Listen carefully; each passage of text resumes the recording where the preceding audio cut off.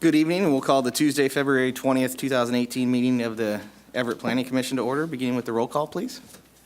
Chair Holland. Here. Commissioner Beck. Here. Commissioner Tisdall. Here. Commissioner Zielinski. Here. Commissioner Lavra. Here.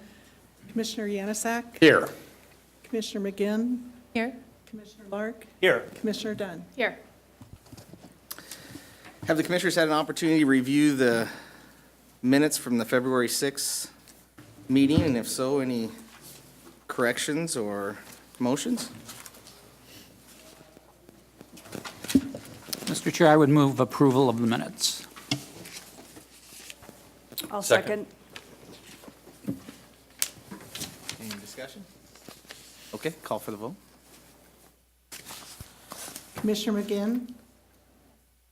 Commissioner Yanasak. Yes. Commissioner Lavra. Yes. Commissioner Zielinski. Yes. Commissioner Tisdall. Yes. Commissioner Beck. Yes. Chair Holland. Yes. Any committee reports from the commissioners this evening? Commissioner Lark?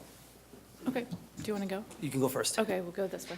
I attended the Snohomish Coming Together, and saw a number of staff and other commissioners there. It was well attended by regional planning departments and elected officials. And we did an exercise that looked at deciding where our population growth will go in the next 50 years. So looking at a total of around 500,000 additional residents and deciding or helping to decide where those population centers or where people should go, basically.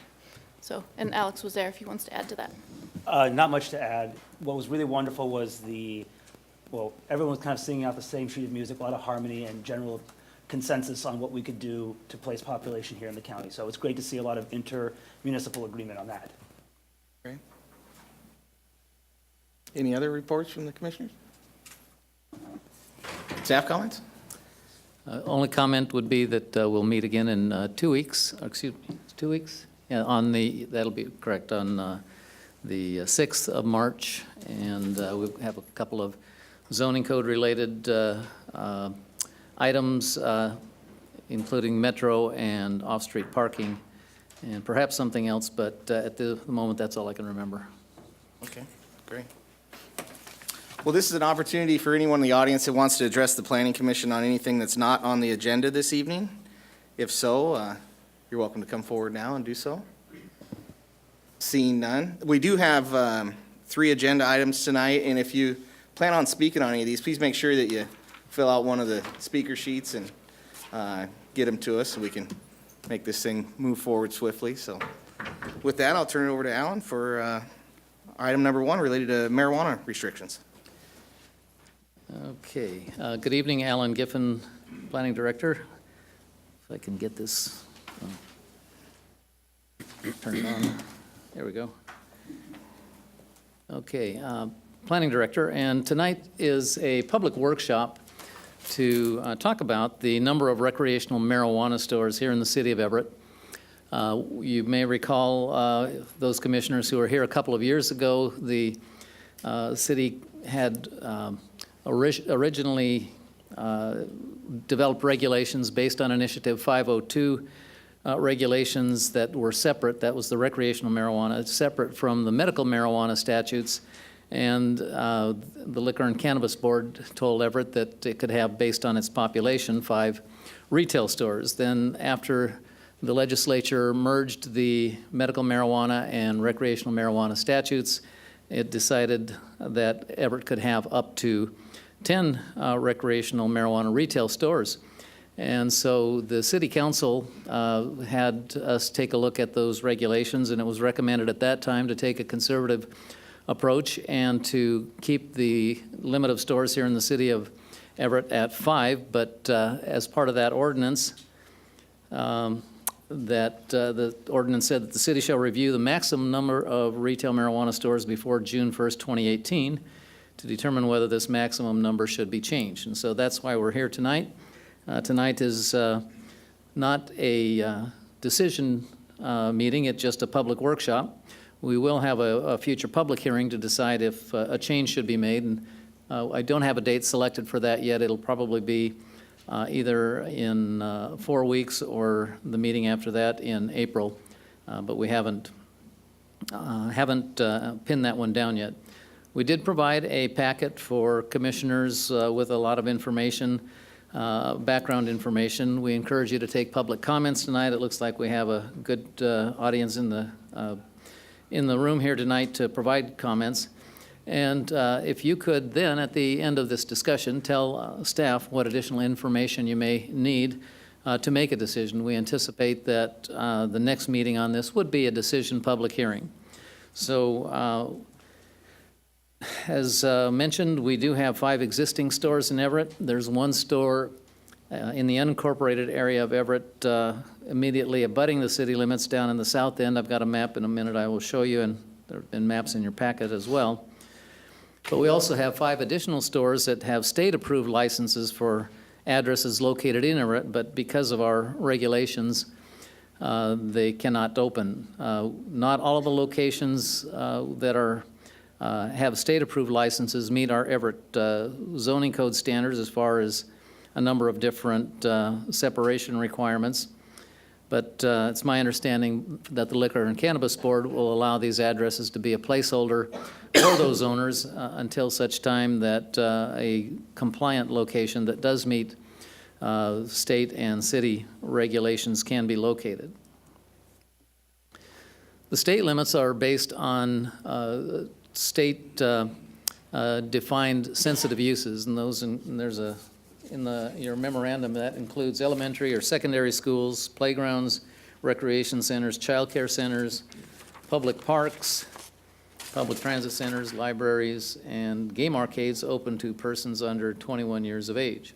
The city's regulations also have some additional requirements I'll get into in a moment. But some of the sensitive uses that we've had some discussion about with Mayor Franklin, and she has suggested that we take a look at some things that are not in the state code, including where vulnerable populations may either reside or receive services or attend functions, and that would include homeless shelters, organizations serving youth, and nonprofit services for disabled or youth clients. We did a little bit of mapping, and I'll explain this map to you. The map on the top and the bottom are identical with one exception, and that is that these red circles show the 2,500-foot radius around each of the existing stores, so that there's a requirement that in the current city regulations that there be a minimum separation of 2,500 feet between retail stores. So you can see in the north end we have one up here on Broadway, we have one on Everett Avenue, and these darker circles are some of the sensitive land uses that Mayor Franklin asked us to take a look at, and those include, as I mentioned in the previous slide, homeless shelters, organizations that serve youth, and nonprofit services or agencies that provide services for disabled or youth clients. Now, we think we have a few more dots on the map. We didn't have time to screen all of these out. There may be a few more dots that are just administrative offices and not locations where services are provided, and we'll clean that map up in advance of your next hearing on this. But there are a lot of services concentrated in the north end of the downtown area. There's, for example, a homeless shelter, the Everett Gospel Mission down at the south part of this map, on both of these maps right there. That's an example of a vulnerable population. So there are also on this map, hard to see, almost impossible, oh, here it is, like right here on Broadway is one of the licenses, the state-approved licenses that is in excess of the 5 that we have. That's in the 3400 block of Broadway. You can see it on the bottom in the top map here. Again, that would be at least, under our current regulations, at least 2,500 feet from the nearest retail store. For the central part of the city, there is a store located in about the 4,200 block of Rucker. There's another one down around the 5,400 block of Evergreen Way. You can see the 2,500-foot radius around that. fewer of the sensitive land uses that then were identified in the north end. And the reason that we've taken the 2,500-foot radius off of the map for comparison is so that you could see these shaded areas, which are the commercial zones that would allow for retail marijuana establishments, where we have already removed from the map those separations from the state-defined sensitive land uses, the schools, the playgrounds, the library, the transit centers, and so forth. And so wherever you see, and I'll go back up to the previous map, you can see there's a few, well, you can't see much on this map because of all the purple dots. But the areas where retail marijuana would be allowed by zoning, if it were not for the separation requirements, would be those areas that you can see in, like the yellow area here. That's Broadway mixed-use zone.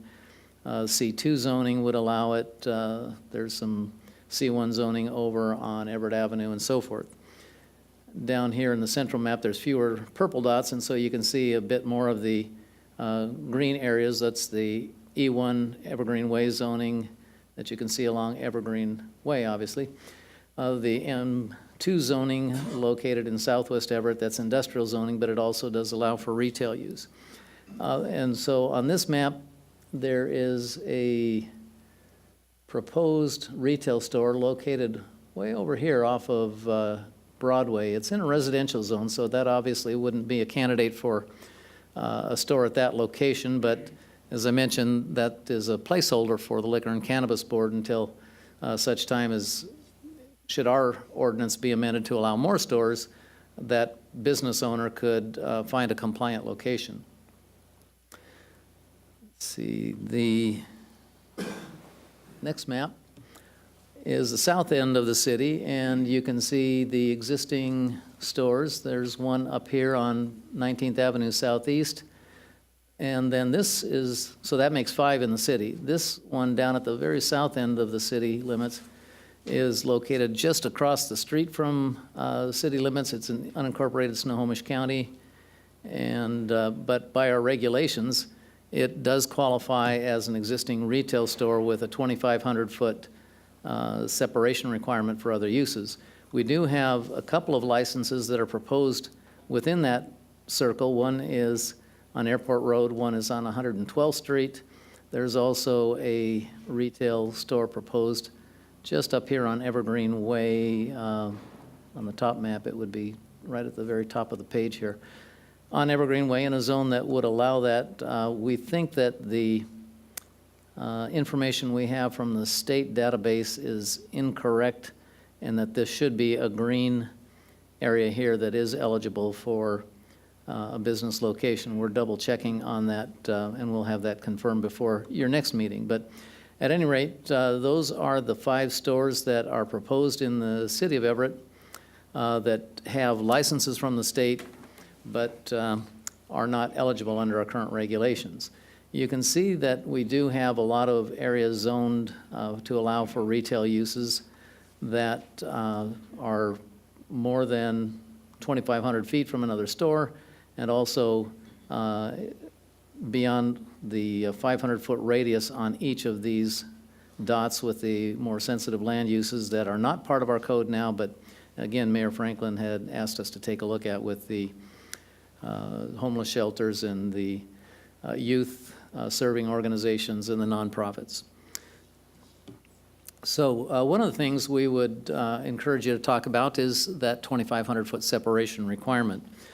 It may be that there are areas that are closer than 2,500 feet to an existing store that would be appropriate, that have less impact on vulnerable populations than other locations that are at least 2,500 feet from another store. When we first talked about this separation requirement with the Planning Commission several years ago, the commission decided again to take kind of a cautious position toward separation requirements. We talked about everything from no separation requirements to 2,500 feet, and the commission had recommended the maximum that we were discussing back at that time, and that's the way that the city council adopted it. I was not able to get in your packets, but did post online a report that we got late in the week, last week, a police report that talked about calls for services, summarized calls for services around the existing retail stores in the city of Everett. And there were 2 stores that showed up, whose addresses showed up to have an excessively high number of calls, but the police department pointed out that those were in strip malls where there were calls for from other businesses as well, and they could not isolate that address to the specific retail marijuana store. They did attempt to identify those that they could actually identify as being calls with regard to each of the retail marijuana stores in those strip malls, but it did not show that the proportion of calls to that store was really much greater than any of the other retail stores. And so I guess I haven't finished reading all of the information in that police report. It's about 70 pages long and includes a lot of information from the state that goes well beyond the city limits of Everett. But I think that based on the information from the police department, it would be hard to conclude that the calls for service to a retail marijuana store are greater. In fact, they're less than they are to convenience stores in the several examples of convenience stores that the police used for comparison. We did get a lengthy letter and some background materials from Chris Marr, who is a consultant for at least one, if not more, of the existing retail marijuana stores. His recommendation is that we maintain the existing limit of 5, and he had a lot of background data to support his reasons for calling for that limitation. We did get some correspondence, I believe, that was passed along, and I'm looking at Kathy to remember which ones, which. Yes, besides Mr., well, I think it was primarily from Chris Marr, but yeah, and that was in your packet. So I apologize for putting that redundant bullet up in the PowerPoint. So tonight, we're looking for feedback from the commission about any preferences that you might have, the merits of things like the 2,500-foot separation, and any additional information you might want before we come back for our next meeting.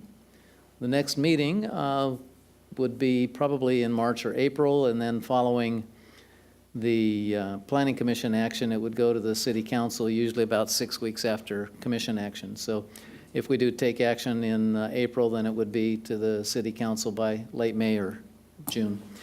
And so with that, I am done unless you have questions for me. Any questions of Alan or discussion before we take any public testimony? Commissioner Lark? There is just one thing. When you were asking for stuff that we would like back, before I forget it and get bogged down in another topic, I think it'd be really good to have the minutes from the previous meeting back in 2016 when we discussed this. It'd be nice to kind of reference that and see if we had drawn any bright lines, any kind of, if we had put any sort of, set any standards or expectations, and kind of review our own notes. Sure. And it'd be great to see kind of what some other cities have done, Seattle, Tacoma, what, kind of look at peer cities' regulation on this. I would appreciate that. We can do that. Thank you very much. Thank you. Kind of in that same vein, having not been on the commission and wasn't involved in any of the discussions previously, I'm just kind of generally, when the city imposed the 2 more stringent requirements than the state with regard to 5 rather than 10 stores and the 2,500 as opposed to 1,000, was there any particular, was that based on any particular, I guess, goal or particular statistical basis, anything like that, or? Yeah, not based upon any data, because it was a brand new use. It was one that we'd never regulated with zoning anyway.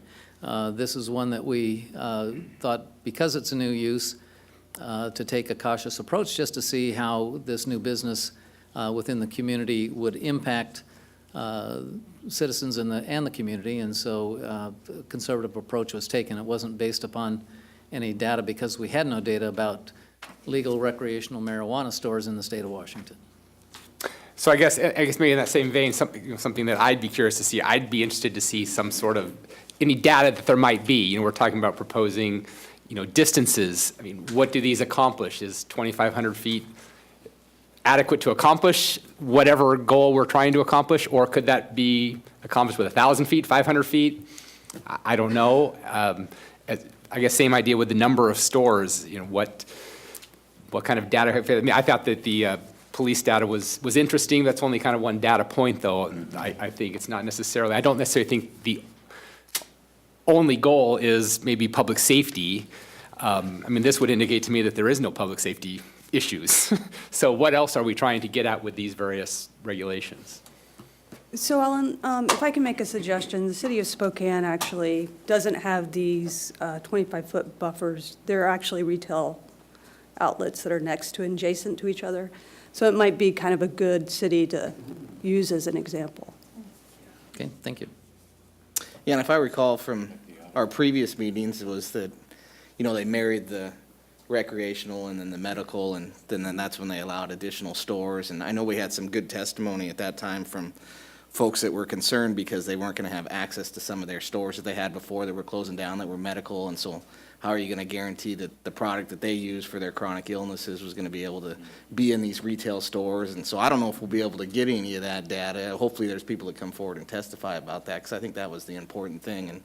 And then just waiting to see if there was a public safety. I think most of the commissioners' thoughts were, is it going to be a public safety of the community? I think that's kind of where it kind of ended up staying at the 5 instead of going forward and taking a look back at it. So that's what I recall, and maybe.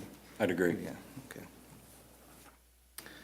I have a question. Yeah, Commissioner Dunn? I think it would be helpful to know which stores have been certified for the medical licensing. I believe a year or so ago, a number of them applied for that type of certification. I don't know that all of them were awarded. And then it would also be helpful to understand the legal risk if we're putting restrictions on stores that go beyond state law. As I understand it, there'd be a risk especially to businesses who have a legal right to operate within the city and who have been given licensing by the state in order to operate. So if we're putting restrictions that go beyond state law, especially some of the ones picked by the mayor, which seem almost arbitrary on the surface, what's the risk that the city is taking on by imposing restrictions that go beyond state law? Okay. And one last thing, Alan, I don't know if there'll be any information by the time we go to hearing, but I think it's Kittitas County or someone that has challenged the state and how they operate on issuing these licenses. And I think it's been upheld, but I don't know if it's going to move further down by the time we meet. But basically, it was to say that there's no reason to be issuing these licenses if it doesn't comply with that community. You're giving, people are spending money and getting false hope to be able to open these facilities, and when all they got to do is really go to the community that allows these or has restrictions on it and say, is it allowed at this location, get something certified, and then, folks can move forward with the licensing. So I think the state's wasting a lot of time in review, but anyways, that's a legal issue, but I think there's some information out about that too, so. Thank you. Ellen, back to the medical versus recreational when that transpired. Do we know how many, the medical weren't regulated, so do you know how many of those went away? I don't know, but we can see if we can dig that up from Liquor and Cannabis Board. Thank you. Any other comments before we take some testimony? I think Commissioner my McGinn? concern when I was reading through this was, it's understandable that you'd have a setback requirement for playgrounds, schools, public parks, but in the future, will that impact how our city is developed and what we're capable of doing within the fabric of the city? I know we're thinking a lot about our sub-area and Metro Everett and how we're needing to redevelop And is this kind of thing going to impact what we're capable of in the future? Would these retail establishments be grandfathered in, for example, if we decided we needed a school in North Everett, within that 1,000-foot setback area? Or would that store need to close so that we could put in whatever it is that the city feels they need to do? I think that there's just so much that's still unknown about what we need to do and what we need to accomplish, that it's maybe a little early to be discussing this at all, but that would be my concern. Okay, we can look into that, too. Any other comments? Okay, so I have 4 folks signed up to address the planning commission on this matter, so I'll go through those. The first one is Philip Dottie. Please state your name and address. Do I have 2 for the minutes or record, 3 please. minutes? How much time? Okay. Philip Dottie, for the record, 1608 East Republican in Seattle. I represent a bunch of the stores who have been closed under the moratorium, specifically The Joint and Everett Cannabis. When the legislature passed Senate Bill 5052, it was to license medical marijuana collectives, which all of my clients were in Snohomish County at that time. They were in the unincorporated county. They got offered licenses in Everett under the 5052 process. They got licensed. They've complied with the moratorium, which, by the way, was not the case in some other parts of the state. Auburn ended up in a huge legal fight. So did Pierce County, spending hundreds and hundreds of thousands of dollars. So my clients have been respectful of the situation here. And now we're respectfully asking for a pathway to getting them open. Also, I would ask that you reconsider the 2,500-foot dispersion rule. It's really tough. And especially if you're going to be considering adding potentially other buffers. And I respect where the mayor's coming from on the homeless issue in that. The statewide standard on cities that are using dispersion rules is 1 store per 1,000 feet, with the exception of Seattle, which is 2 stores per 1,000 feet because the city's just so dense. One of the big goals of 502 was to eliminate the illicit market, and you just can't do that if you don't have the right number of stores. Statewide, the average is about 1 store per 12,500 residents, 13,000 residents, somewhere in that ballpark. 5 stores in Everett, which is what you have now, is 1 per 20,000. That's actually one of the lowest allocations in the state of Washington amongst jurisdictions that allow cannabis. So obviously my guys want it to be 1 per 10,000. I know that you've got a whole packet of materials from Chris Marr, who I'm friends with, I respect. I work with him in Olympia, and we're going to cross swords here. I don't buy the economic arguments he's making. I don't think it's a planning commission's job to take those sorts of things into consideration. This is free market capitalism we have here in America, even with cannabis, and you got to let the free market do its thing. And stopping stores from opening that have been duly authorized by the state, that's getting in the way of capitalism, and that's a disconnect from, I think, the big goal of trying to eliminate the illicit market. I got to say, I went through the police data last night. I used to be a cops reporter back in a past life, and obviously it's a little hard to tease out everything that's going on there. But hundreds of calls for service at 2 of the locations, that's just like, what? I mean, I live by 2 pot stores on Capitol Hill. Cops are never there. So you got to ask, what's going on here? My guys all have stores in different jurisdictions currently, and they don't have these sorts of problems. They're professional operators who would like to get operating in Everett and show you how it's done, and it would be great if they had that opportunity. Could I quickly speak to the Kittitas case for you? The liquor board is still trying to figure out whether they're going to appeal it or not. I don't know what they're going to do. It's the liquor board, so they usually do the exact wrong thing. It's a complicated case. It boils down to some grows that were in the wrong zone. The liquor board just went and licensed them. The city wouldn't, or the county wouldn't permit them, and you ended up with a court challenge. Again, I think the liquor board is literally got about another 10 days to decide whether they're going to appeal this or not. So you should have at least that answer before you meet again. Thank you. Great. Thank you. Josh Shada? Hello, my name is Josh Shade. I live at 15544 Beach Drive, Lake Forest Park, Washington. I'm here to represent my niece. She owns Last Stop Pot Shop. She operates out of Gold Bar. She's never had any violations, and she actually has one of the placeholders here in Everett. She's had a placeholder for about 2 years, and what that means is she rented a place. She has a lease. She has to pay rent every month. Part of having the license is you have to have cameras. So it's about $10,000 in cameras. You have to have security, monitoring fees every month. She's been following the rules. It was put down by the state, following the moratorium rules. She just wants a path to get open. She's never had any violations, been open for 3 years. Same liquor control board as everybody else. She wants a path to open.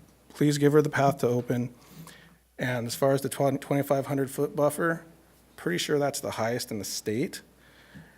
And one other buffer that I'd love you guys to look at is you guys aren't letting anybody open if it's retail with butts up against housing or apartments. And that excludes a vast variety of retail places just because they bump up against a housing development or especially apartments right next door. So if you guys would consider that and give her a path to open, I would appreciate it. Thank you very much. Thank you. Stephanie Hoffman?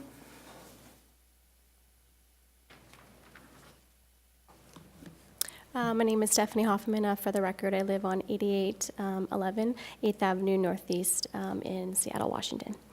Good evening, Commissioners. I am here on behalf of the Cannabis Education Coalition. Our members make up the very prospective retail owners that are held back from operating under this ordinance. Unlike some of the existing license holders currently operating in the city of Everett, each of our members have exemplary records and demonstrated commitment to the highest quality of operations. It is our hope that you will strongly consider making a recommendation to lift this ban so that these responsible, community-oriented businesses will have the opportunity to contribute to the city of Everett and their surrounding neighborhoods. Each member of the coalition has made a pledge to support efforts within this community to educate the local youth on the dangers of underage consumption of cannabis, and to work with local school districts, law enforcement, and neighborhood associations for a collective impact. To date, we have raised more than $30,000 in pledges for this work. Our members are committed to bringing responsible business practices, providing meaningful employment. They are not looking for a special deal, but for a fair chance at the opportunity to operate and contribute to their city. Continuing to allow the bad actors a monopoly for the existing market does nothing for the advancement of the industry or the city's goal for crime reduction. In closing, I would like to submit a letter detailing the concerns we have with continuing the limit on the city to the existing 5 retailers, and a copy of some of the specific violations that the existing shops have received. Once again, we urge you to recommend to lift the ban. Our members, some of who are in the audience here tonight, we greatly appreciate your consideration. Thank you for your time. Thank you.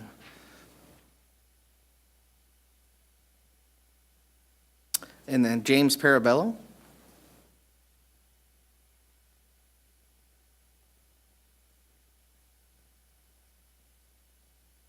Hi, my name is James Parrottbello. I work with Chris Marr and consult with him down in Olympia.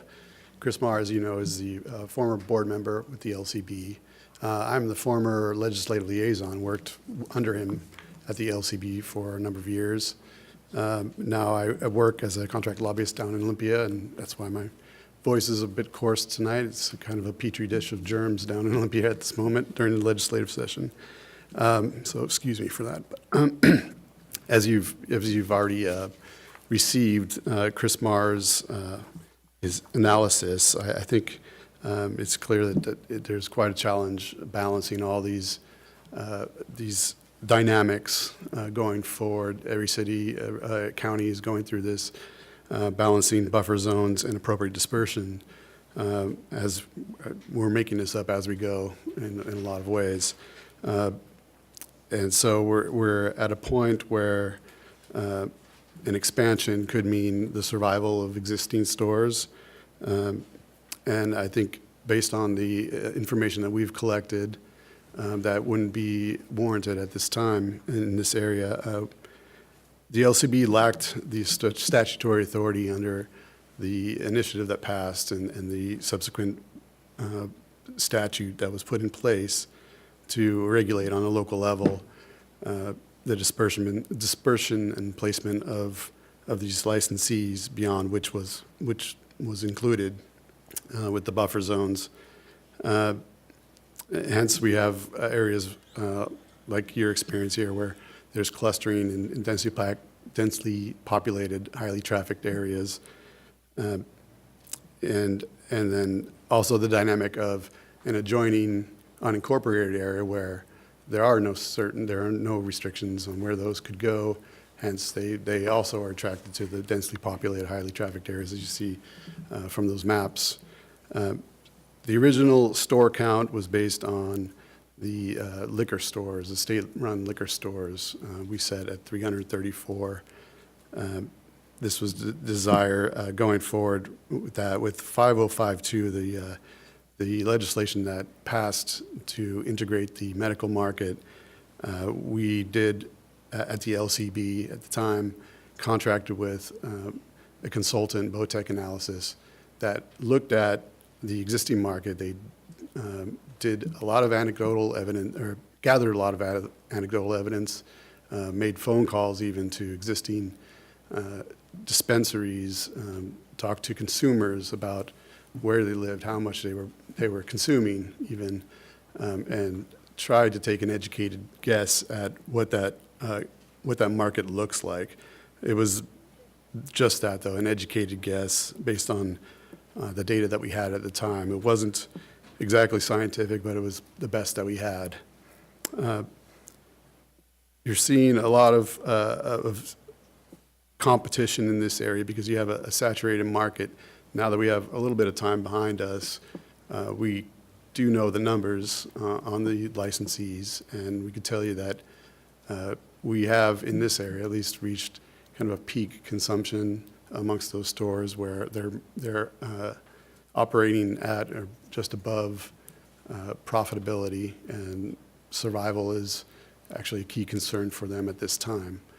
I think that would warrant pausing at this time. I think distribution, buffer zone dynamics, and then taking into account the unincorporated areas, the 10 stores within a 5-mile radius, all should be examined and taken into account here. Happy to answer any other questions and provide you any resources going forward as we move forward. Thank you. Any questions? If a store closes, an existing store closes, what the license then goes back to Liquor Control Board, and can you teach me that process? Yes, a license cannot be sold to someone else. Transfer of ownership can occur, but you have to go through a process. I would argue actually that turnover in licenses would be a greater public safety risk than the management of existing stores, because we have to do a very thorough background check. Financial ownership is extremely thorough. They go through federal criminal background checks as well. All of that is pretty time consuming. If we have a revolving door of licensees and stores that are just barely surviving and going out of business, I would argue that that's actually a bigger public safety risk than a possible concentration of stores in certain areas. Thank you. Do you know how many stores have actually gone out of business? I cannot say for sure at this moment. I know that mean, there this- are. I guess Philip. Badly run, and then there was another one where the liquor board just took their license away because of unpaid taxes. That's in Tacoma. Quick question. Yeah. When you mentioned public safety concerns, what specific public safety concerns would you be afraid of? The things that were spelled out in the Cole memo, which was what guided the recommendations that the LCB submitted to the legislature and then put in the statute. So the Cole memo was what came down from the Department of Justice that said they would allow us to go forward with a legal marijuana market as long as we followed certain tenets, which were keeping the product out of the hands of children, for example, or allowing organized crime to have ownership in these stores, things like that. That's why we put into place the pretty thorough criminal and financial background checks that we have, as well as the buffer zones that are in statute at this time. So out of curiosity, the process of transferring the license, there's less scrutiny between peer-to-peer sale as opposed to getting a license from the LCB? Is that what I'm understanding? The transfer of a license to another, they would also have to go through the same criminal and financial background checks. Okay. Yeah. So presumably the new owner of that establishment would be following the same rules as the previous owner. They would have to, yes. So the concerns for public safety in a sale of the business are coming from where exactly?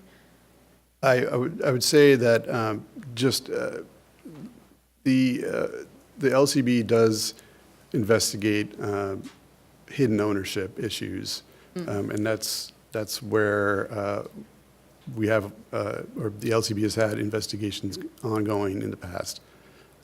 So that is a concern. If we have a stable amount of licensees, that's certainly a diminished issue. Can you elaborate a little bit more about hidden ownership? We're talking about investors and businesses whom they may not be aware of, financial backers of licensees and shops and such. Any other questions? Thank you. All right, thank you.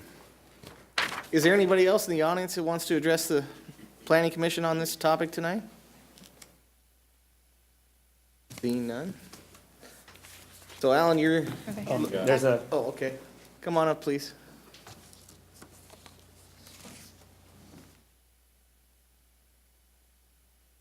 And please state your name and address for the record. Thank you. My name is Nirayush. I own High Society in North Everett. My home address? Whatever address you want to give you. Business address is fine. Thank you. 1824 Broadway. It's in Everett. I'm sure you guys are familiar. I wasn't planning on speaking today, but I felt I had to say a couple of things. I came today not necessarily to oppose or to be with, but just, out of curiosity and to support just the, just our organization in general. But I did want to say, in defense to the stores that are there, I think it's a little cruel and out of place to state that we're bad players, don't do things properly. I think that, me personally, our store has never had a violation. We're there to support our community. We've been there for 3.5 years. We have a tremendous relationship with the police department. And we call the police all the time. And it's not necessarily because we have a problem at our pot store, but if you guys are familiar with North Everett, we have people ODing on heroin across the street or drunk guys that are half on and off the street, and we like to kind of police our area. If you speak to Lieutenant Duffy, who is the liaison there, we have a great relationship.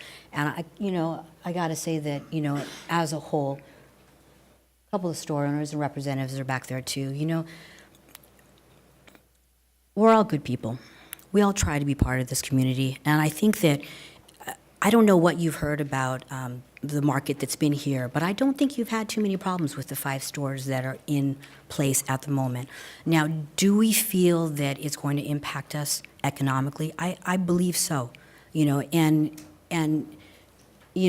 this is a selfish motivation, but I want to make sure that my little store on my little corner stays and is able to grow and to stay part of the community. Now, I'm not opposed to having other people, other stores come into Everett. But I think that discussion is good, but I'd like to see it not vilified. So that's it. It was just more of a statement than anything else, you know. And I don't believe that our stores generally are a public safety issue. I mean, we vet people that come through the stores very carefully, and for the stores that have had the misfortune of allowing somebody under the age of 21, which happens in bars as well, you know, those things have, I think those things have been alleviated. Nothing has happened in quite a bit of time, I want to say. I know it hasn't happened with us, but, you know, these are lessons learned and things that won't happen again, or you will lose your license, right? That's the general consensus. And when those bad players, if you lose your license, you lose them and somebody else moves in. But I wanted to say that, you know, the face of the marijuana stores that are there, we're not bad people. We're here. We do a good job. You know, and I think that you guys are here in this community. You know, we've been here for 3.5 years. And really, I don't think that anybody can say that the pot stores that are here have really caused the trouble that people think that we were going to cause. So, you know, I just had to, I feel like I need to defend, you know, the people that are currently here. So that's it. That's all I had to say. Thank you for listening to me. Thank you. I do have one more question for Alan. So Colorado has a more mature market. I was wondering, I know there's some municipalities in Colorado that do not have 25-foot buffers, and they have schools that are in close proximity to some of the stores. Is there a way to maybe ask, you know, has marijuana consumption increased at those stores? I don't know what I'm getting at is a clear public purpose for these buffers, and to understand how these things have impacted, you know, these sensitive zones that we're concerned about. And so I know that jurisdictions here in Washington State have some experience, but I think maybe even reaching out to Colorado, just because they have more experience, if we could find some jurisdictions that have better statistics. Does that make sense? We can see what information we can get from Colorado and probably any other state that's been up and running, which I don't think there are very many other than Yeah, Washington just and really trying to Colorado as the understand first this two, but- 2,500-foot buffer. And 25, it seems pretty arbitrary. And, you know, it is pretty big. And so is there any other jurisdictions out there that have experience with legalized marijuana that once they implemented legalization and they had schools in, you know, 500, whatever, is there some statistical analysis out there that shows, did anything increase as a result of this being placed at a particular location? And I know that's hard, but that's kind of the information, I know, but that's kind of the information to try to understand. see what we can find. Yeah. Is it effective? My understanding is that in our case, 2,500 feet is for other establishments, but 1,000 feet is for sensitive areas. Is that correct? It's between stores, so 2,500 Okay. foot separation So it's between 1,000 stores. feet to like a To the playground sound, or a right, school. right. But still, why are we doing that? What's the Okay. purpose? Like what's the precedent for the 1,000 feet? Right, and Okay. is it accomplishing anything? It seems kind of arbitrary, in my opinion. So I think that there are other places that do not have these buffers in place. And has anything really changed as a result of a facility being placed in a location? Just comparing apples to apples and. Trying to get, you know, a track record. I would be interested to see too, if they don't have these buffers in place, what other kinds of regulations are in place? Are there caps at all in terms of saturation, or, you know, are they at all regulated in any way? See what we can find. All right. I just want to Challenge concur. accepted. I just want to concur. I would be very interested in, if we're going to have rules and regulations in place, that There needs to be a clear purpose. To some reason why. And what is it accomplishing? Is it accomplishing anything? Some way to articulate that. Otherwise, to me, it just seems like it's senseless and unnecessary, and I would making argue laws on potentially fears. improper. Yeah. Well, you can see by the maps that Alan had in our packet and then showed us this evening that, you know, even if you were to open it up to an additional 5 stores, there's not going to be a location that you can realistically cite your store, based on the 5 that are there. I think, one qualified or something? And then if you added the additional sensitive land uses, then might kick that one out too, so. Is there any more clarification on what the sensitive land uses are? I mean, like the 3 listed still seemed relatively vague, especially the recreational areas for youth. Like is there any way to get a little more fidelity on that so we know what we're talking about? Specifically about And that could Cassie be, for Franklin's. example, a Boys and Girls Club, or something that is oriented toward, some kind of youth activities on a regular basis, not the occasional Boy Scout pack meeting or something like that, but something where you have a regular presence, like a Boys and Girls Club is on a daily basis. And so to have a shop across the street from a Boys and Girls Club was one of the concerns that the mayor had listed as something that our code doesn't currently look at. And are there any other municipalities that have like these codes? Is there anything else we can start looking at and reference and get data from that? I mean, kind of piggybacking off what Commissioner Beck said, it'd be nice to see that, just that additional info. We'll dig up all we can. And probably won't be back before you in 4 weeks with the amount of information that we'll be Like digging. a 4-page report by the morning, no. There could be helpers. Commissioner Zelinski? A comment was made earlier about the access to medical marijuana. I think, I don't know how you go about trying to get this information. I don't know if there is an organization of medical marijuana users out there, but if there's a way to find out how the access to medical marijuana products has been impacted by this, that would be helpful, I think. Okay. The other thing that might be helpful, Alan, is if we can kind of compare how our regulations with marijuana stores line up with our regulations on liquor stores. I can tell you we have no separation requirements. We have no maximum number now that they've been privatized. I'm sure we have no maximum. So, yeah, there's About not much. sensitive uses, proximity to sensitive uses? There's no comparison. No? Are there other legal businesses that we restrict in this similar way? I'm thinking of bikini baristas, which are right by my Adult son's. entertainment is regulated with some separation requirements from other types of sensitive land uses that are defined in our code, but other than that, that's about it. Are there any, speaking of just kind of regulation based off of use, is there any other regulatory scheme in any city where it's based off of market saturation at all? Not that I'm aware of, but I'm not, I kind of doubt that. It seems borderline rent-seeking behavior. Alan, do you need any other direction because you're getting inundated with a lot of stuff here to No, do. this is good. so- No,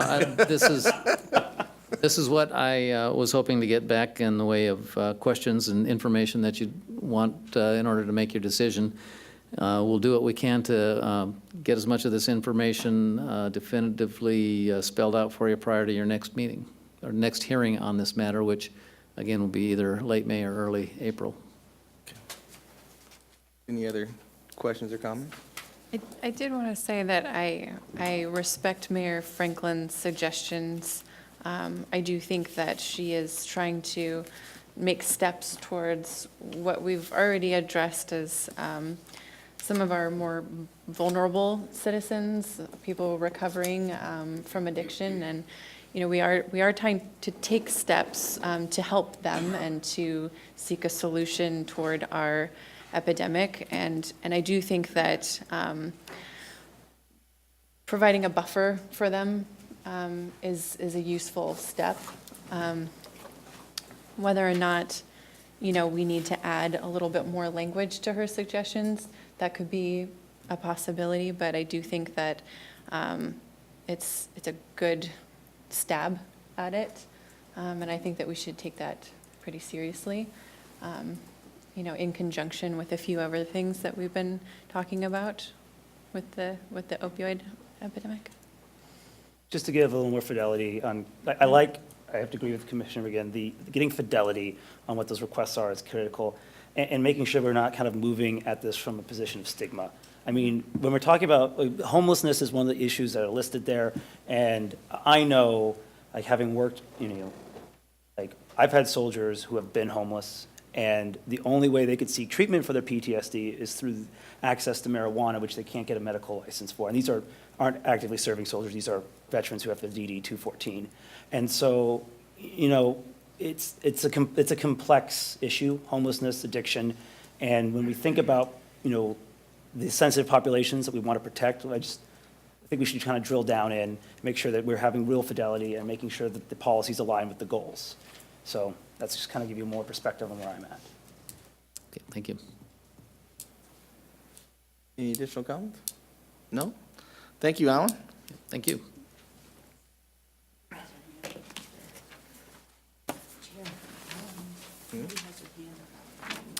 Oh, it looks like we have one more person that may want to address the planning commission on this. Okay, one more, Alan, sorry. I'll be really quick. Okay. My name is Margo Dahl, and I live on 3411 Cromer. And I don't have any planned comments or anything, but I feel like that we've heard from store owners, people representing store owners, and I'm just a person, I'm a new homeowner here in Everett, and I just want to encourage you to, when you're thinking about what opening new stores, what direction is this taking Everett? Is this going to do these stores encourage young people to get jobs, to do productive things with their life? I haven't heard anything about numbers of recreation versus medical use of marijuana. I mean, I understand that some people need it for legitimate medical reasons. And I have young children, and I'm out and about in Everett a lot, and I know that I would not feel comfortable at all going to a store right next to a pot shop. And so I just wanted to offer that perspective from just a mom, and yeah, thank you for listening. Thank you. Welcome to the city.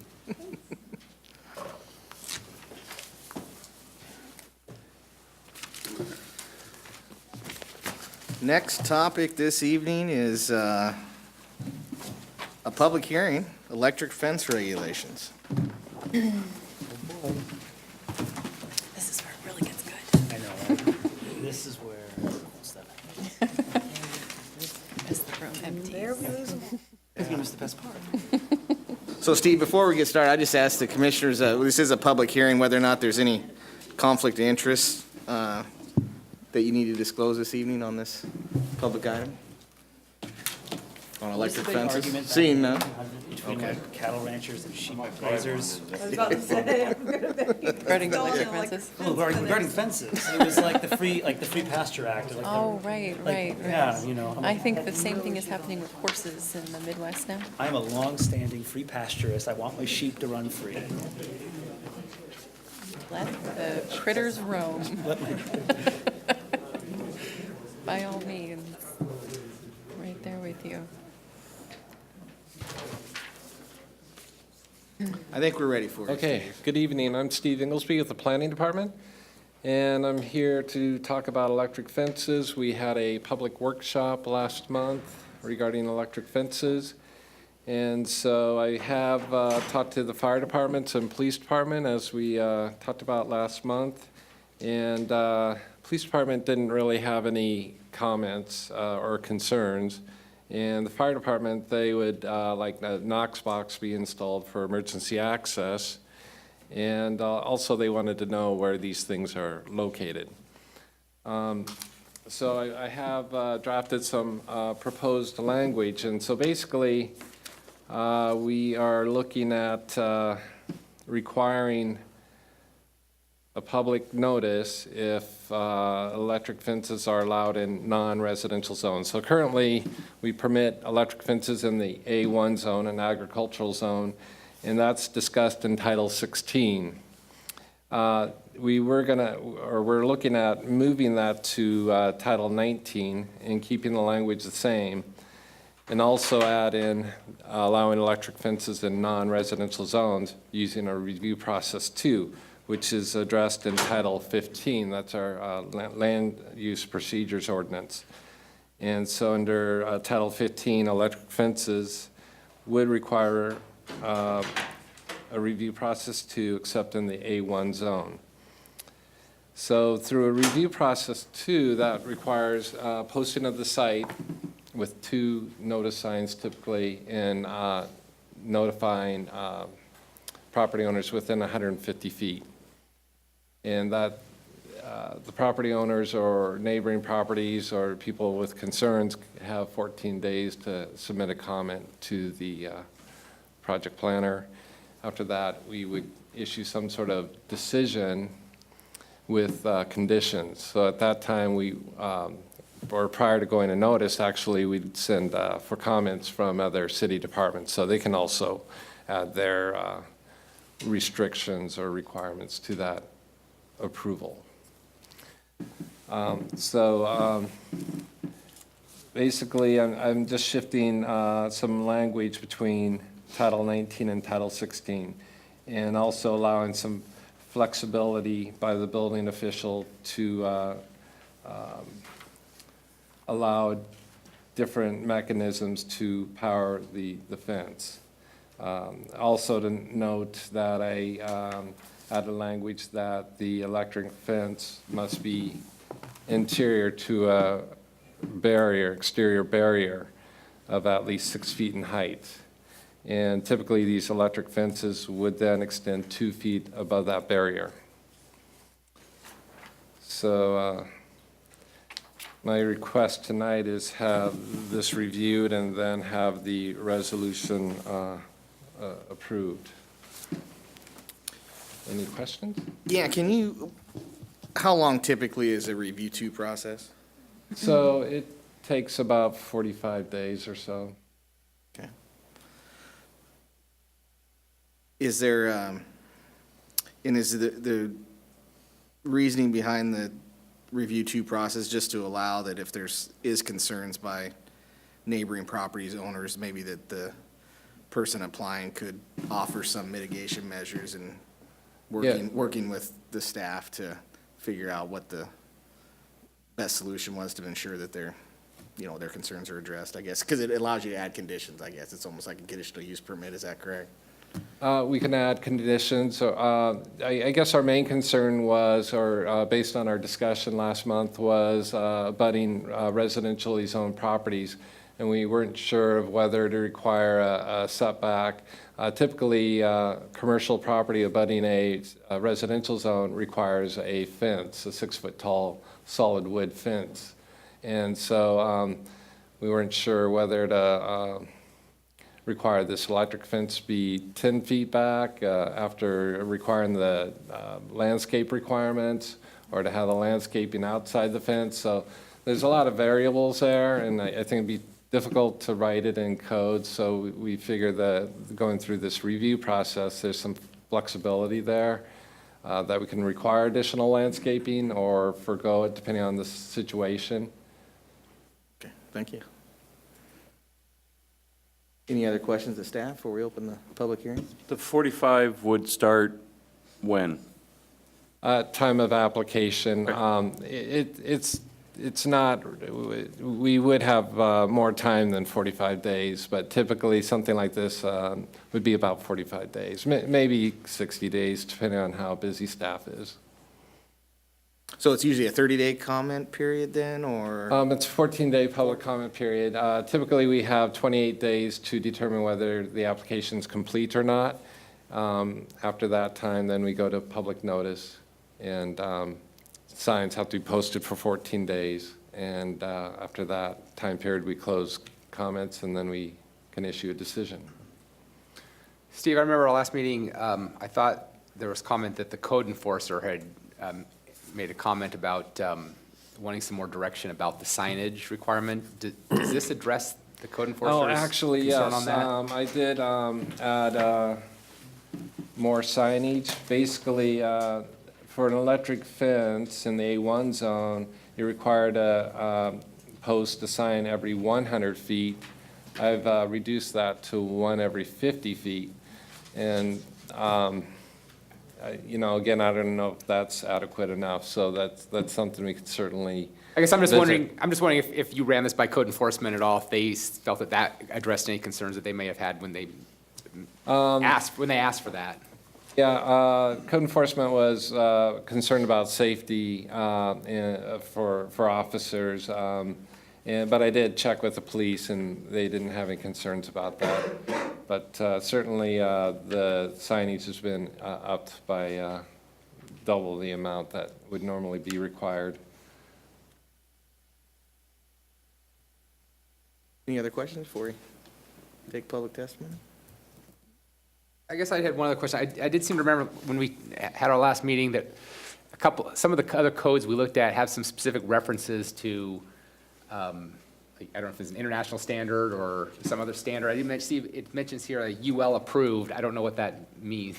Well, exactly. So I did talk to the building official and the electrical inspector, and it's basically they were going to do more research into it, but rather than get to the very specific code languages that could change over time and the numbers can change, we just thought it'd be best to leave it the same, but then allow the building official to have to make that call at time of submittal as far as what they're going to need to comply with. So we could make that a condition of approval of the electrical fence and not get into such specifics.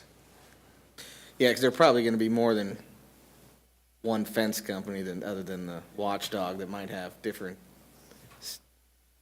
how you're supposed to install them correctly and all that stuff. So all those could be addressed during the review too. Right, and there could be new technology that comes about, and better just to allow that flexibility in the code rather than tie it down to a certain item or thing. Typical install per manufacturer specs. Well, I think the UL code's what they use on a lot of their. Yeah. Pretty recognized. Mm-hmm. Correct. Well, I did get one person to sign up to address the Planning Commission. That was Michael Pate. I'm back. All right. All right. Michael Pate, Columbia, South Carolina, with the Electric Guard Dog. I'm okay with what we've got here. I think it's a little loose. I think you ought to mention a standard because there's only one that exists in the world. If you don't want to, I'm fine with that.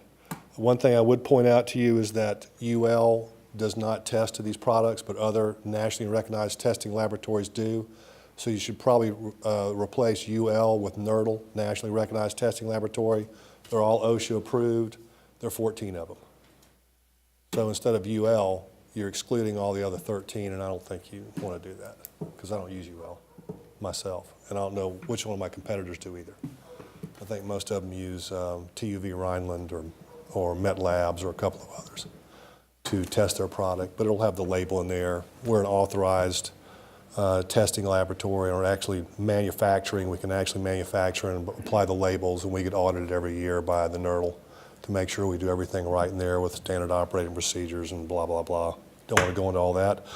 I just had to sign a lot of that stuff last week. So that's what we do. And if you have any other questions, I'll answer them. But I really think you ought to have the IEC standard also mentioned.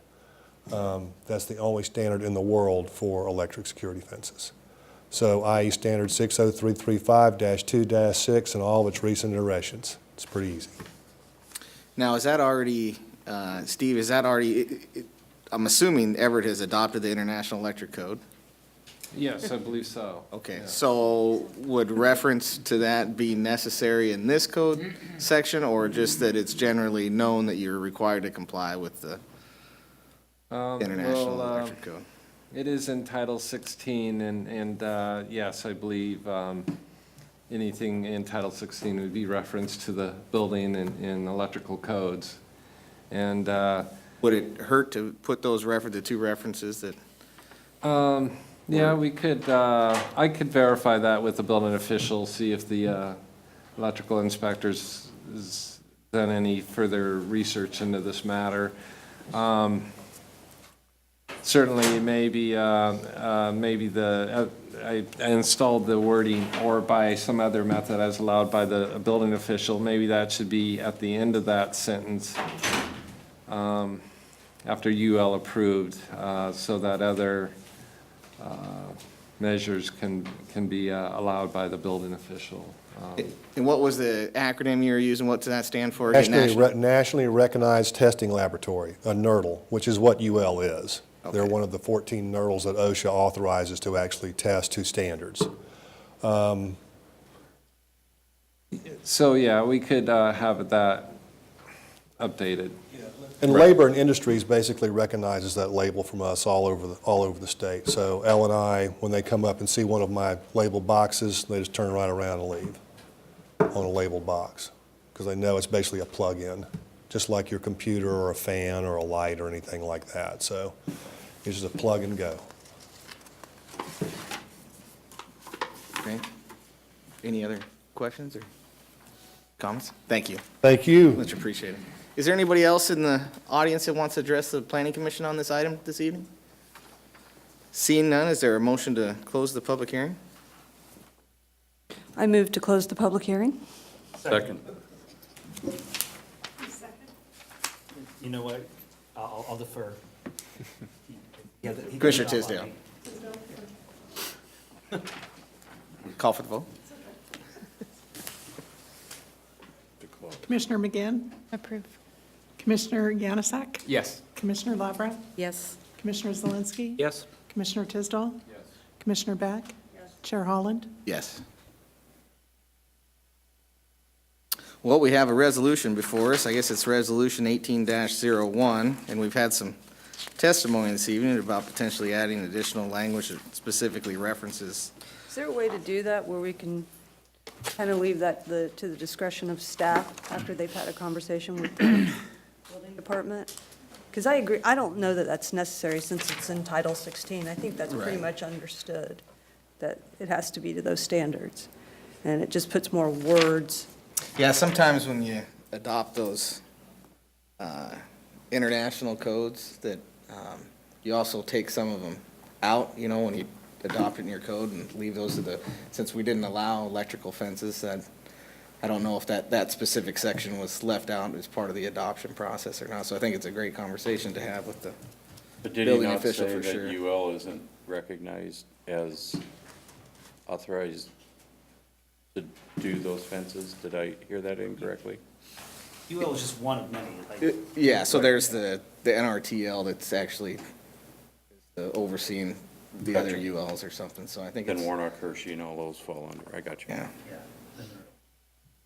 But I don't see a reason to hold up not adopting a resolution this evening, just based on that. Yeah, I think a recommendation could be adding those if deemed necessary by the building official or staff. And So I don't know how to do a move that basically says I move that we adopt Resolution 1801 on, with consulting with the amended. building department, conditioned amendment if recommended.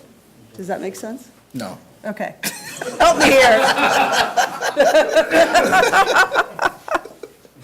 I think, I mean, we could just vote it down this week and then have them bring it back next. Commissioner Dunn, yeah. I don't.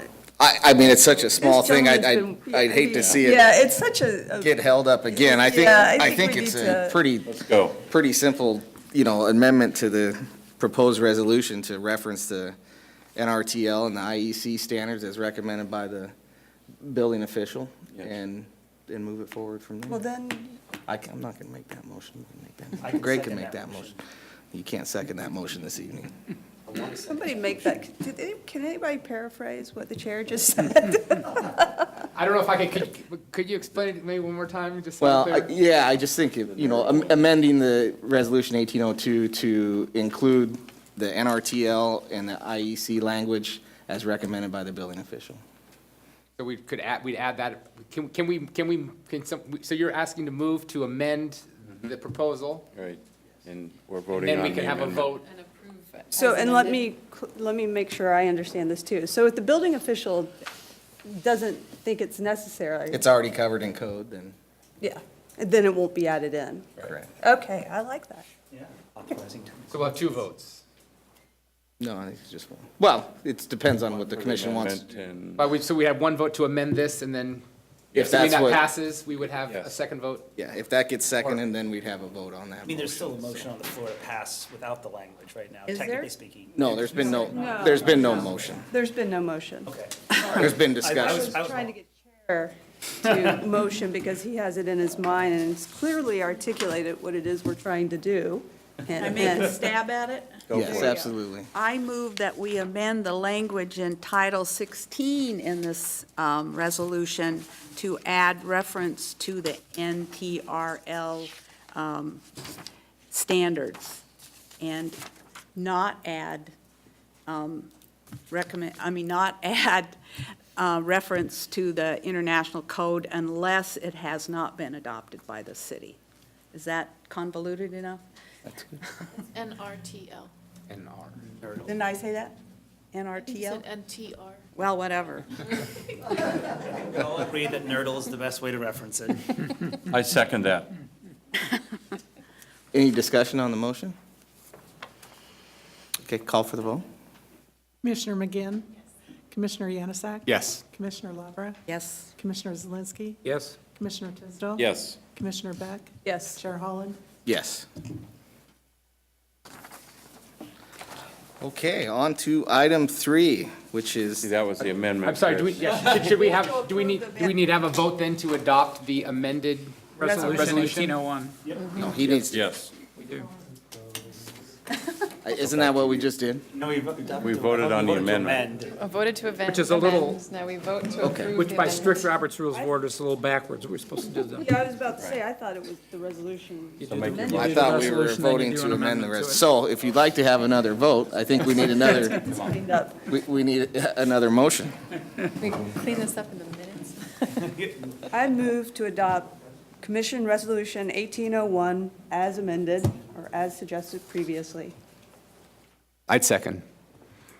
Any discussion? Okay, call for the vote. Commissioner McGinn? Yes. Commissioner Yanasak? Yes. Commissioner Lavra? Yes. Commissioner Zelinski? Yes? Commissioner Tisdale? Yes. Commissioner Beck? Yes. Chair Holland? Yes. Okay, now on to item 3, Metro Everett.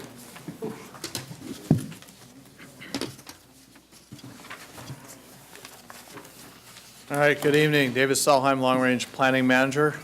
Tonight, we're going to cover the next part of the Metro Everett planning process, and this is going to be about the Chapter 19 and the proposed uses. Just for reference purposes, to talk about where Metro Everett is. Actually, the green line is what the current boundary is, basically described from the railroad to I-5 up to Everett High School, down south to the Brown Bear Car Wash in Providence. We have a few in the plan, some adjustments to the boundaries to square it off in I-5 and not bifurcate a few properties in these areas and actually pull back to the top of Bank in this area.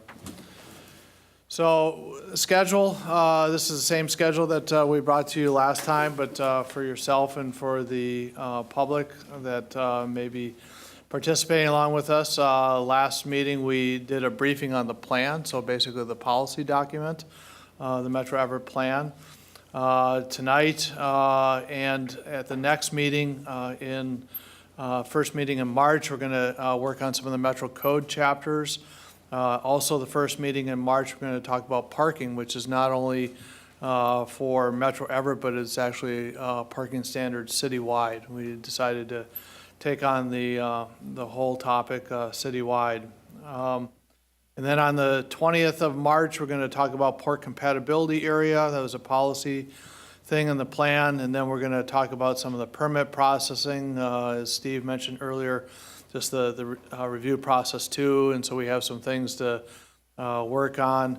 Then you guys get a break from Metro Everett for a while, but then the public and staff don't get a break because what we'll do is take some of this work back out to the public. with some other focus groups that we'll do, both internally and externally, to test some of these things, make sure the readability and the practicality of it. And then we'll redraft the documents again, come back to you in the middle of May, brief you on basically the substantial changes, and then get ready to start the public hearing process in June. So a pretty aggressive timeline, and I'm giving people all of 24 hours internal staff to turn around with their comments on whole chapters right now. So it's, it's getting desperation when we have deadlines. So yeah. So in the chapter that we're doing tonight, and we did this in the plan, and so this isn't new, but we have 13 zoning districts reduced to 3. And so this fundamentally changes a lot of things in the code. The 3 zoning districts that we would have are urban residential, the urban mix, or we call the zone, the urban light industrial, the ULI zone. In the use table, what we've also tried to do is, as part of this process, is address some of the code streamlining that we've been working on for the last year or so, and things that we're looking for in the future. And so we have currently, I was thinking about bringing the illustrative charts that show the 159 different uses in Chapter 5 of the zoning code, and I can't remember how many footnotes are in there. There's, I think, over 100 footnotes within that, and what we have proposed is 74 uses, and so half the number of uses, try to get some consolidation of those uses. We're also using a little bit more traditional use hierarchy. Right now, everything's called Rev 1, Rev 2, Rev 3. It refers to state permitting process, some code streamlining that was done in the 90s. But really what it amounts to is things are either permitted outright with no notice to neighbors, or they have some notice to neighbors, and that's either an administrative process, as Steve mentioned, the Rev 2 process, or a conditional use permit, which is a public hearing in front of a hearing examiner. And then finally, those uses that are not allowed. And so we're kind of going to this thing that, but again, permitted, for those that are more familiar with the current process, permitted is a review process 1 or Rev 1. Administrative is a review process 2 or Rev 2, and conditional is a Rev process 3, and not allowed is no review process. So when we look at the urban residential zone, so the urban residential zone consolidates the existing residential zones into one zone in Metro Everett. It's an area that in the plan we identify as mid to high density residential. It also introduces the idea of mixed use on some of the residential mixed use corridors. So in the chapter that we have for you for the urban residential uses, I'll focus more right now on what's not allowed rather than what's allowed, because these are some of the a little bit more significant things. First off, what's not allowed is single-family detached and duplexes. And so one of the things that we want to do is create some of the density within these urban residential zones. And so single-family detached and duplex would not be allowed. Class 2 group homes, secure community transition facility, and then also some commercial except in mixed-use corridors and light industrial uses would not be allowed. We have, and I think Commissioner Zelinski noted this at the last meeting, I talked about some of the overlay things, the street designations that we have. And these street designations, we have several classifications. TOD, which is an acronym for transit-oriented development, or pedestrian streets. These are kind of downtown, highly active streets, more of a retail, active entertainment area. These are two of the classifications that also affect some uses, and they affect either uses outright within those areas or some things on the ground floor. In the urban residential zone, you can see actually that these designations only exist in one area, and that's on Rucker. So none of those street designations happen in the urban residential except on Rucker. And the intention here, I'll talk about the residential mixed-use corridors, is actually to allow some of these commercial uses also on the ground floor within these areas like we do in the residential mixed-use corridors. Speaking of the mixed-use corridors, we have several of these designated within the plan that are in the urban residential areas along West Marine View Drive, on Everett Avenue, on California Street, on Cedar Street, down in the south end on Colby, and then around the Pacific, South Pacific campus, where we have a lot of office development within those areas. And so we have these as residential mixed-use corridor designations. So in those areas, the proposed standards is where 50% of the floor area is residential, then we allow some of these commercial uses to come in. Things like microbreweries. I pick on microbreweries because I like beer more than I like wine, but micro wineries are also allowed on the list, kind of thing. But also entertainment and recreation, food or beverage, offices, and non-auto dependent retail would be allowed within those corridors. So again, as we go back and look at this map, introducing some of those uses along Everett Avenue, Cedar Street, California, West Marine View Drive, around the Providence campus. This is Pacific Avenue right here. And then this is Colby Street in here. One of the things that I left off this map is the TOD street on Rucker. And so it would also be our intention to allow those types of uses along the TOD street too on Rucker.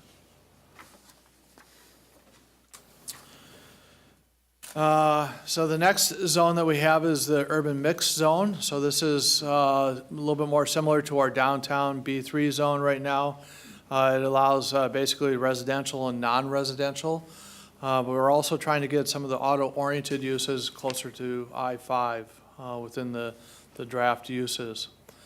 So what's not allowed within this zone: adult business and retail, storage, outdoor storage, indoor storage on the ground floor within this zone, large animal vet clinic or kennels, and then there's also some added restrictions for the transit-oriented development and pedestrian streets within this area. So when we look at the urban mixed TOD and PED streets, as you can see, really a lot of the transit-oriented development and the pedestrian streets are in this zone. And so we really identified most of this area as being pedestrian activity. California Street is actually a pedestrian connector. These are the shorter ends of the blocks, so we don't have that, and part of Wall Street in these areas.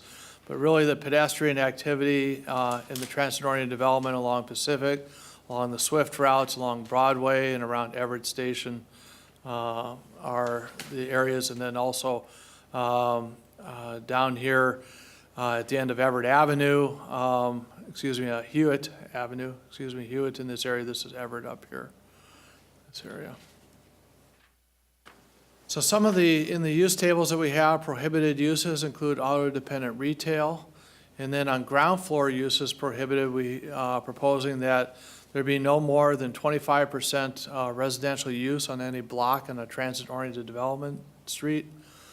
Group housing not be allowed on the ground floor. And quite a few uses, and I just had some of the main ones here in synopsis. Ground floor prohibited uses, things like medical clinics, tattoo parlors, pawn shops, vet clinic, light industrial, public works yards, religious facilities, and social services. Those would all be prohibited on the ground floor, but they could go on upper floors. In the urban light industrial zone, this is really almost the ultimate mixed-use zone because it would allow light industrial, commercial, and multifamily, but light industrial, trying to make sure that we make that somewhat of a priority within that area. In the urban light industrial, we do have a few transit-oriented development streets, in particular along 33rd Street down in Everett Station. But otherwise, and we have some pedestrian street along West Marine View Drive in this area, but other than that, we have very few designated streets that have that restriction in the urban light industrial. So some of the prohibited uses on the transit-oriented development and pedestrian streets are storage yard and freight terminal, And for ground floor uses prohibited would be light industrial, manufacturing, assembly, warehousing, and distribution on the ground floor only. Finally, as a precursor to our conversation at the next meeting about parking, we do have some restrictions on that surface parking as a permitted use or as a principal use, not as an accessory, but as a principal. So think of like a pay car parking lot, a surface parking lot. Would not be allowed as allowed use anywhere within Metro Everett. And all these areas in red show you all the existing surface parking in Metro Everett. So when we added up between the surface parking and all the right-of-way, we have over 55% of the whole land mass of Metro Everett actually in right-of-way or surface parking lots within this area. So our policy recommendation is not to encourage more of that. In this one, so we have we had drafted basically a policy that, or a standard that said that the drive-through areas should be closer to I-5. We didn't want them on the transit-oriented development streets or on the pedestrian streets. And they had to be in the urban mix or the urban light industrial zone. And so what was left over, we ended up figuring out it was easier actually to map this than to just describe it in standard language. And so the areas that are highlighted in yellow here, the outline are the areas that are permitted. So this is I-5 right here. So you'd see some of the corridors along there. This is Hewitt Avenue in this location. And this is down in the urban light industrial and some commercial areas on both sides of the railroad tracks. Hey, what's a drive-through area? Yeah. What was that? Starbucks. Yeah, Starbucks, McDonald's. Oh, yeah. so it's like, okay, like a drive-through restaurant. Okay. Yeah, drive-through restaurants, but there's a lot more things that are being drive-throughs too. So food, grocery pickups, drugs, Rite Aid, things like that, do drive-throughs, so. Does that apply to all the little coffee stands? It does. Okay. Yes.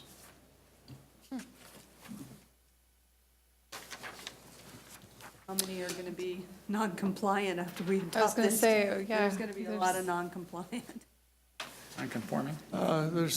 Yeah, I mean, there's definitely are some that are that would be non-conforming. There's quite a few that would be non-conforming. I mean, not only that, but we have auto dependents, we have auto repair stores in Metro Everett and things like that. So there are quite a few, and so that all those uses can continue. They can improve. They can even, and Steve has to stick through tonight because to answer any of the detailed questions of the existing zoning, he's going to help bail me out here. But they can even change uses and expand to some extent, so. Exactly. You can change a non-conforming use, but it does require a review process too, so that is a restriction for non-conforming uses. So if Bartell's moves out of 19th and Broadway, they've got a drive-through, would that drive-through then go away? That's not in Metro Everett, first off. Thank you. So, Let's put something down. like the US Bank though, in that building on the intersection of Colby and Hewitt, that's got a drive-through, or the Coastal Community Bank also has a drive-through. Like those, if they were to move, they would be the non-conforming, right? It'd be non-conforming with the adoption of the rules, and ownership could change, the use could change, but the drive-through could stay there until they expand, close correct. down and some other business goes in and doesn't use the drive-through. Then after 2 years, you can lose your non-conformity. Oh, okay, Yeah. 2 years. We currently, and this is part of a question for Steve, but don't we have a prohibition on drive-throughs in the B3 zone already? Right, we do. So it's already prohibited. So those are already grandfathered. So here's a question on the non-conforming uses. So there are barista stands and things like that, and I understand that we're building towards where we want to go versus where we're at. However, one of these stands wants to expand. And under the new code, they're considered non-conforming. If they wanted to expand their floor area because they were having a fair amount of traffic or something, is there a method by which they could do that? Yeah, so you could also not only change the use, but expand it up to 25% through a review process too. Anything greater than 25% requires a hearing examiner decision. So there is a way to Public get hearing. relief if somebody has a successful business and they're wanting to make an expansion and it's, okay. Yes, there's like 11 criteria in the zoning code that they would have to address to get approval on that. David, one thing I did notice, just to bring to your attention, because we had a lot of discussion at the planning commission level, and it's related to marijuana now, back to that. And there was a property owner that had secured a license, and one of the 5 licenses, and wanted to locate across from the old Everett Pacific Hotel. And I believe the planning commission, because there was I think there was something that left out in the permitted use matrices that wouldn't allow it within that zone that's down, anyways, down in that area, what the current zoning is. And planning commission moved along to get it approved that that location be okay and get the permitted uses matrix line back up with the similar type of use. And that was turned down by council. So I just wanted to bring it to your attention that based on what you're showing here, that use would be allowed at that location now, to have a permitted marijuana retail store at that location. So, and I don't know if that'll come up later with other discussions, but I just wanted to bring it to your attention because there was a lot of discussion about that here and at the planning commission level, and ultimately it was not approved through council. So. Okay. Oh, what happened to this? Yeah, I don't know if it does anymore. At the time, I believe it did, so.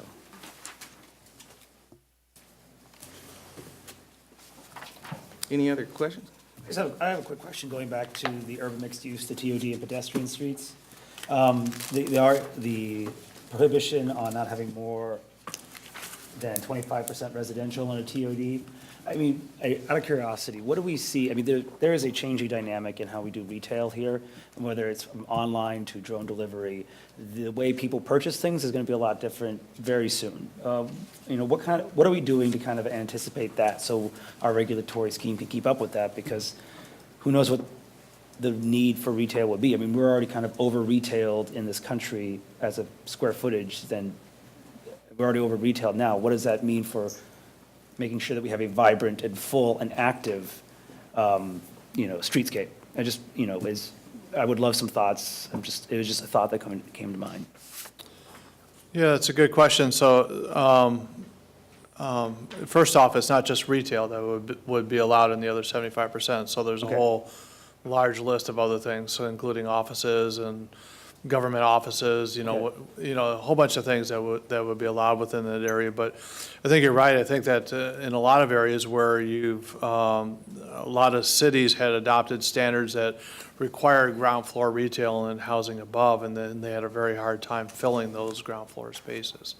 And quite often those approaches were done on a project-by-project basis rather than the block. And so one of the things that we did here is to look at the block rather than a project-by-project basis to help smooth that out. But whether or not that 25% is the right standard or not, I don't know. And again, you know, I talked about in our process of doing some testing and checking with some outside folks. Those are the types of things that kind of want to check on the market of things as well with people. And so any other information on things like that to find out, you know, whether that standard truly works, because we don't want to have vacant spaces.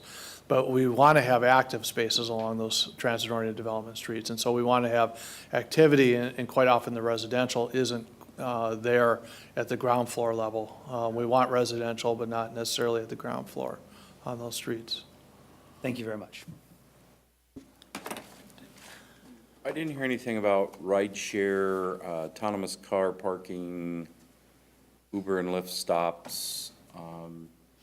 Any of those, I mean, I understand in parking, we'll talk about that, but outside of parking? As far as a use or? Yes. I build an apartment complex and I want to lease out 200 stalls to Joe Blow's autonomous car company?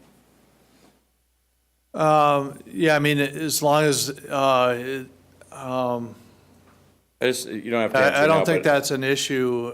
We haven't seen it, we'll have, at our meeting, at our next meeting, we'll talk about some of the development standards as well as the parking standards. And so we have some design requirements and some restrictions on where that parking would be along some of these streets. But other than that, there wouldn't be any restriction that I would see with respect to that. The thing, what we were trying to do is not to have surface parking lots. It's more where, I think I was going where Alex was, is in the future, that'll be a use. There will be a company or companies that will do that.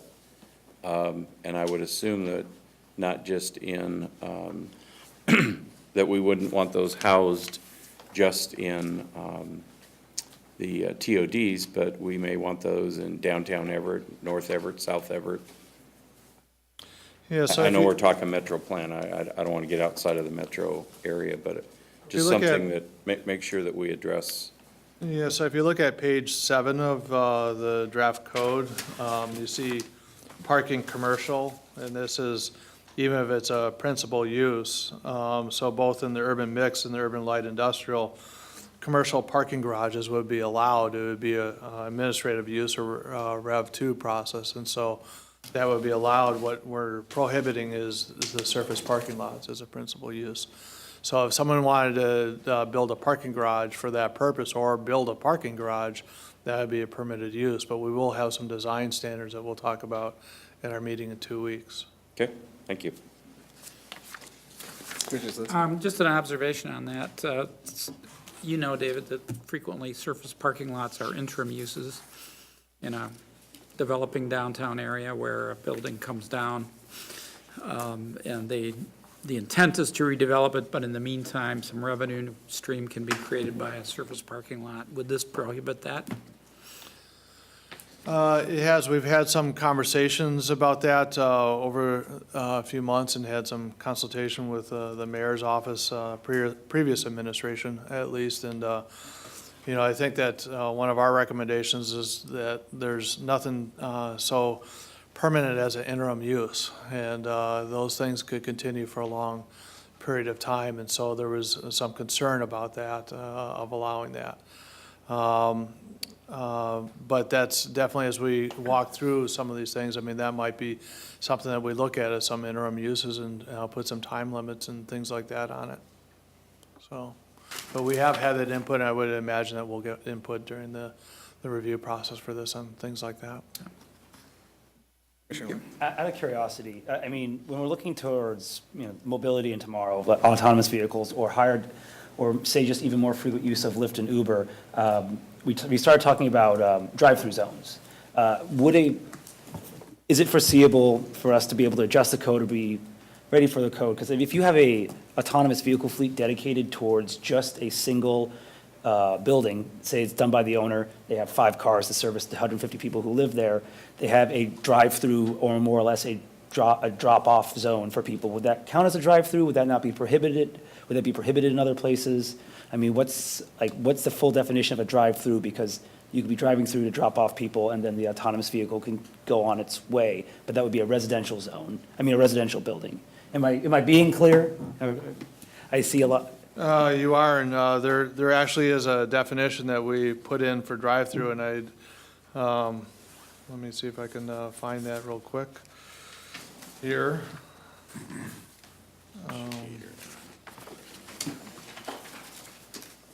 Oh, excuse me. Well, maybe it wasn't in this code. Page 17.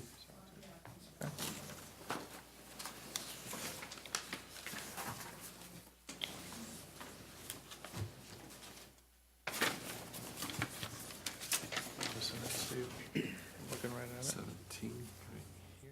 Oh, provided by a business. See, 17. That would, it's been a long day. So drive-through is drive-up or drive, means a type of service provided by a business that allows customers to purchase products, food, beverage, or services without leaving their cars. Thank you. So it's dedicated towards that. So wouldn't you be buying a service? I mean, I don't think buying, like renting or homeownership is considered a service, so I think we're good in that one. I think you were too. I think we already have them with hotels. Yes. I think there's examples out there.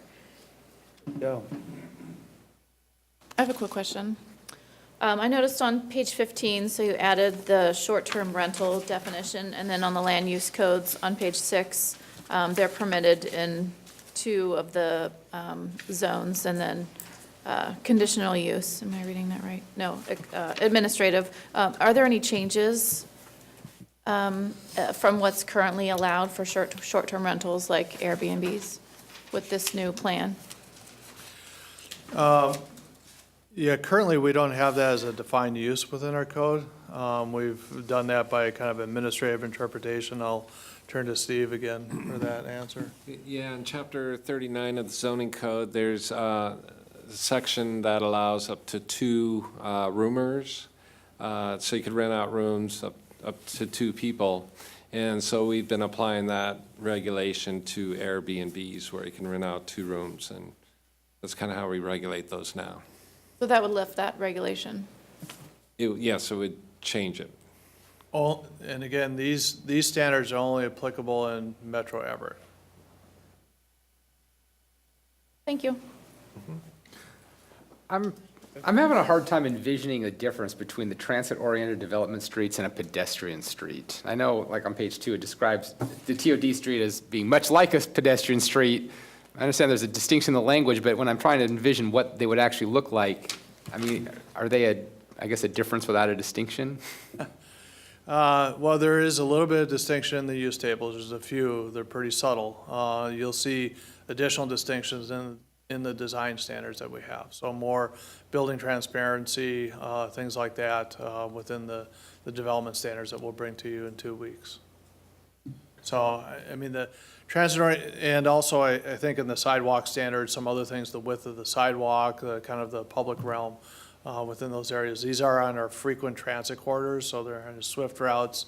The street designations that we've done are where we envision the light rail coming in 20 years, less than 20 years to the area. And so a lot of pedestrian activities within the area. And so the buildings and the types of uses that front along that public street are the types of things we're trying to do, write the code around. Think about how much more comfortable it is to walk down Hewitt than Evergreen. Like one is clearly oriented toward traffic and the other is more for pedestrian. Like the signage even is easier to read as a pedestrian than from a car. David, in the conversations at the next meeting, are you going to have cross-sections, like graphic cross-sections of the streetscape?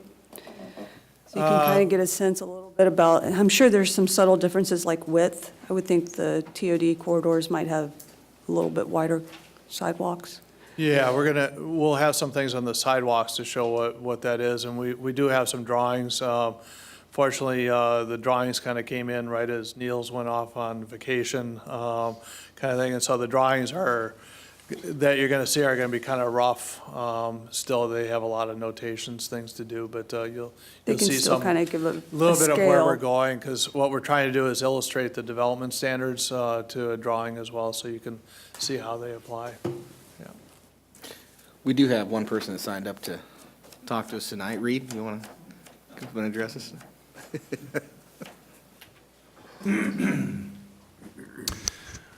Well, good evening, everyone. Reed Shockey Planning Group, 2716 Colby Avenue. I appreciate all the great global discussion about these standards. My reason for being here is extremely specific. I'm representing Russ and Jennifer Juckett, and I think they've I submitted an email. I think they submitted some follow-up. David, I think you're trying to get me to Pacific and Oaks there. And So this is Pacific? Yeah, maybe that block, right, that square right there. Right. Yeah. And that's shown as urban residential. Eventually, we're going to get to map definition. and I'll be at whatever meeting that's dealing with, and maybe the Juckets will as well. But their issue is simply this. It's the difference between urban residential and urban mixed use. Their particular situation, if you know, right across from the courthouse across Pacific at Oaks, there's a large, it's a residential building that was converted to law offices. Just south of that, there's an alley. Just south of that, there's 4 buildings that are used for offices. And just south of those 4 buildings, there's a fairly new apartment building. So the issue, and the Juckets and one other owner, they own the 3 houses that are being used for offices, okay? Wish I had a picture, but I would, it's 3116 Oaks Avenue, so when you get a chance over the next several weeks, drive by and you'll see these houses. And the issue is simply this. One interpretation of the map would be that those 3 houses that are now being used for offices are going to be designated for urban residential.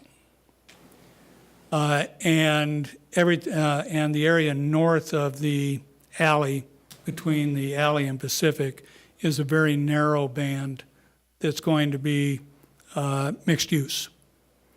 Now, if you're going to have, and I heard it described as a mixed use corridor, which I think is a good term, and Pacific Avenue, if that's going to be a mixed use corridor, then it's going to require some depth south of Pacific, where you're going to be encouraging mixed use. And where these properties convert to some future use, you're going to want some sort of mixed use development. Retail or offices on the ground floors, residential above. If you stand at 3116 Oaks Avenue and their neighboring properties, and you look to the west across Oaks, you're going to see an office building. And if you look north across Pacific, you're going to see the courthouse. And if you look east, as that strip goes down across Lombard, eventually to Broadway, you're in that same strip where these 3 houses are, you're going to see office buildings.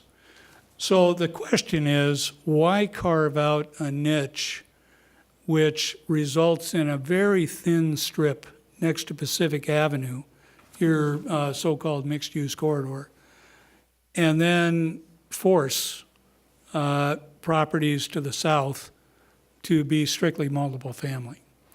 And in fact, as I mentioned, south of these houses that the Juckets own and use for offices is a fairly new, I'm going to guess within the past 10 years, apartment building. That should define the beginning of the urban residential zone, and that strip north of that to Pacific truly should be urban mixed use.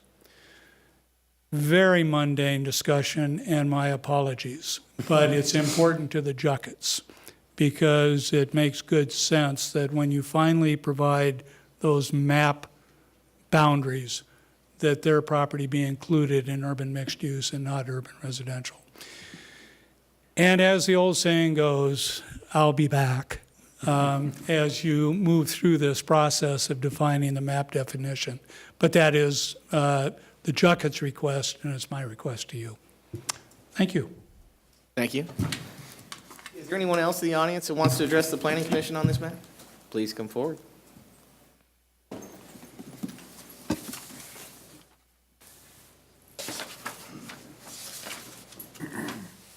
Thank you, Mr. Chairman. Victor Harris, 3017 Lombard. As I was looking at this map and some of these designations, I have a little concern. For many years now, we've talked about pedestrian-oriented transit and walkability, street walkabilities and such. My concern has to do with the limitation on veterinary clinics. And I can understand possibly not having them in an urban residential, but in the urban mixed zone use, I think is very important. We have to tie this in, I think, with the transportation question and availability of parking spaces. Recent work here in the city at one point was reducing certain housing or certain care facilities to 1/2 parking space per unit or some other small number. So I can see a building with less parking than number of tenants it has. In my own situation, I think my building has 25% parking for 200 residents. That's 50 parking spaces. The benefit I have not owning a car is that I can walk to my veterinary clinic. As that gentleman retires, as his business is sold, as the property is redeveloped, there will be no veterinary clinic within walking distance. But you see, the industrial zones are a little bit remote.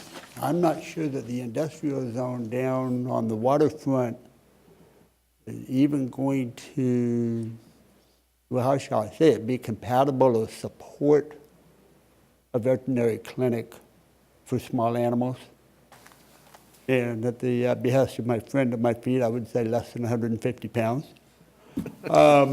It's the idea that the industrial area along Broadway and Smith Avenue is the same thing for a lot of this core where you're going to have a lot of people with pets, with service animals, that they will not have access to motor vehicles, and they will not have access to a veterinary clinic. At least to the urban mixed use, I would ask that that be amended so that those are permitted uses. Thank you, Mr. Chairman. Thank you, Mr. Harris. I have a quick question regarding that, because as I read it, it was large animal vet clinic, so I don't think it applies to dogs and cats. Is that correct, David? Yeah, correct. There's actually two uses in the table. There's a small animal and animal daycare, and so in the urban mixed, it would be an administrative use. But there is a prohibition for it to be prohibited on the ground floor on the TOD or pedestrian street, so there would be some limitations there. Okay. What's small? So every use is By the defined. pound or by the inch? So it's dogs, cats, No horses. things like that. It's not horses, cows. No My equine. octopus. What's that? No equine. Thank you.